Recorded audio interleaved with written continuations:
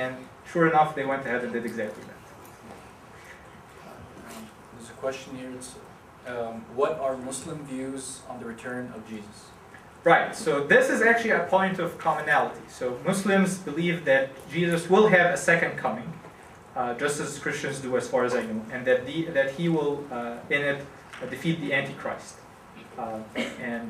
And so the only difference is that actually Muslims believe that when he do so, he will clarify the issue about the Trinity, and he will make it clear that he never intended it to be that way, whereas obviously Christians have a different view. So we'll have to wait and see.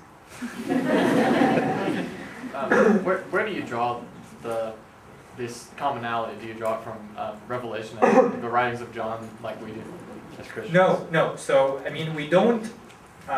We believe that Christians have their sacred texts, but we don't draw things from them. Okay?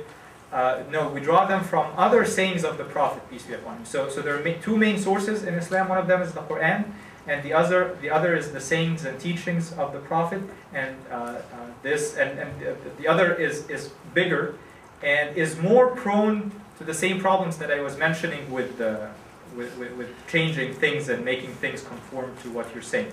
So it actually has a ranking system in which there are things that we're 100% sure about, and then there are others that we're less sure, and it goes all the way down to things that we are sure that someone implanted there. But in the good circle, there are these stories about the second coming of Jesus. Do you feel that there is a tangible stereotype against Muslims here at A&M? And if so, what is the way forward? Now, honestly, my experience, whether at Wisconsin or at A&M, was really good.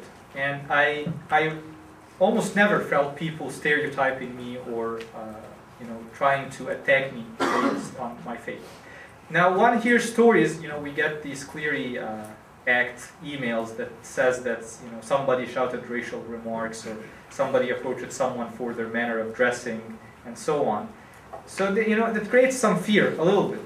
But really, I have to admit it, and I have to thank you all for it.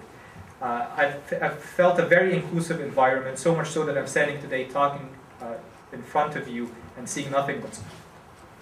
Okay, we only have time for one more question. We have 5 minutes left. So, last question: what do you believe it takes for a person to get to heaven?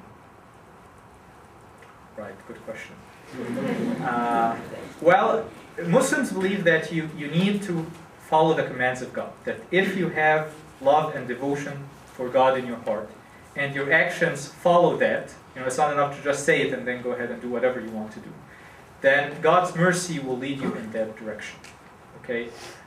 But there is a stress, in Islam you would find two kinds of approaches, two kinds of verses, and both are important. One of them would say that if you just say there is no God but God and that Muhammad, peace be upon him, is his prophet, sincerely, this would get you into heaven.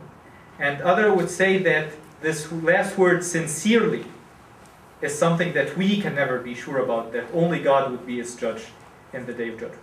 So you try to be as sincere as you can with your words and your actions.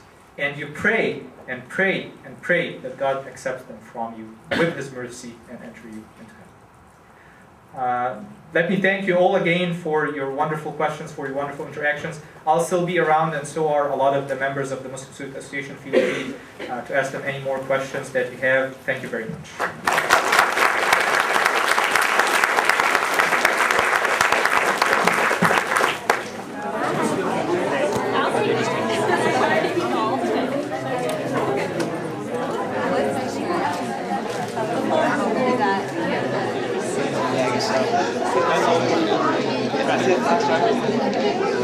I'll